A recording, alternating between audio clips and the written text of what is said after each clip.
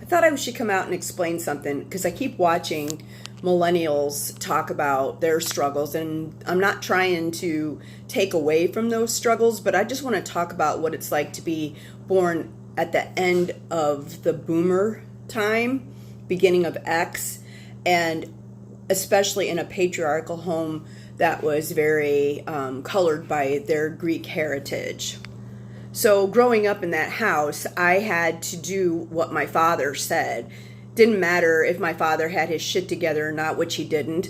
Both of my parents were addicts, and I was an only child.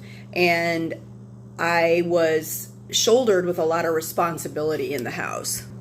I literally parented my parents a few times, even as a really young kid. The other thing was that I was literally brought onto the planet to take care of them in their old age. And it was told to me over and over again that that was what my life was supposed to be. Couldn't move away, had to stay close, took care of the grandparents because I'm an only child, and all the other siblings on my dad's side of the family moved out of the state, and my mother was also an only child. So that's why they like to tell you, especially in a very patriarchal Orthodox home or any other home that's like that, that you need to marry well as a woman. Even when I was in high school and getting ready to graduate out of high school, the guidance counselors talked about the reasons why I didn't really need an education. This isn't the face I had when I was 18 years old. And so I was told that my attractiveness would save me a life of misery and having to worry about how to take care of myself.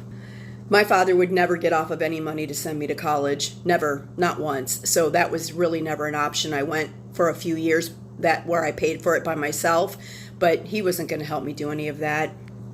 Now, mind you, I'd saved up money before we moved from Missouri to Florida, and they took it from me. They took every last dime I made and used it. And then when I got a regular job, my mother was still looking for a job the first 3 months after we moved to Florida, and my dad took all my money then as well. It never even occurred to me that I could stay in St. Louis at 18 and not move with them to Florida. I didn't want to go, but I did because I didn't know what else to do. And my father was friends with the police that were in my town and for sure said that if I tried to stay, they would have just put me in the car and I would have had to go.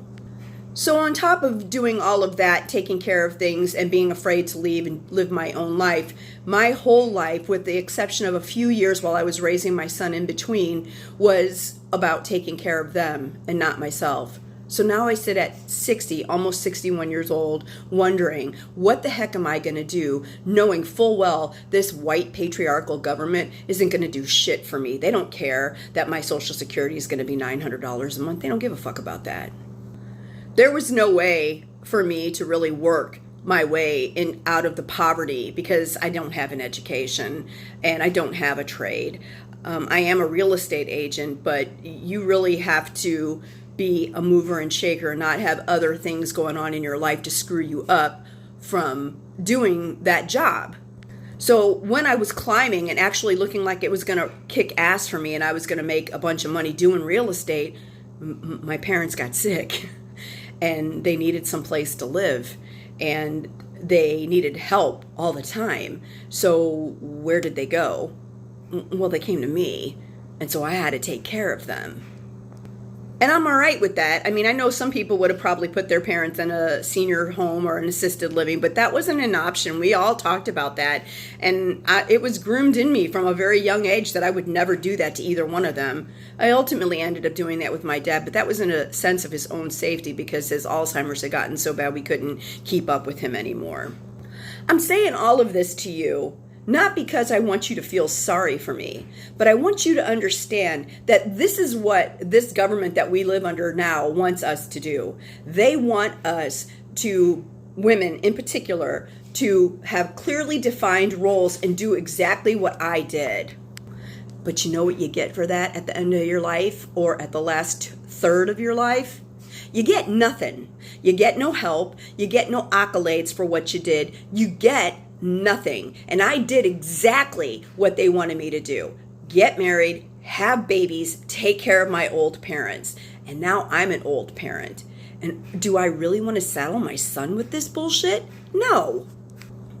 So they keep us stupid and they keep us sick on purpose. Really think about who you're going to vote for in the midterms and what are they going to do for you. Go to rallies, ask candidates hard questions, and see what they say.